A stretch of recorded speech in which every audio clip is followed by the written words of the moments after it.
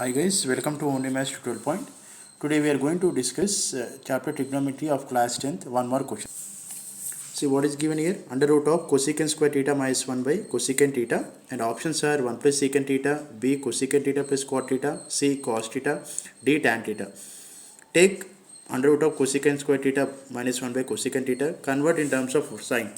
So we get under root of 1 by sin square theta by sin square theta by 1 by sin theta. This sin theta denominator part goes to numerator part, and we have according to the identity cos square theta plus sin square theta equal to 1, right? So make cos square theta as subject, we get 1 by sin square theta.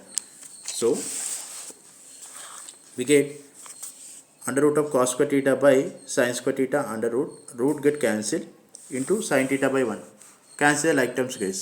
So cos theta will be left out. So option C. Option C. Thank you for watching.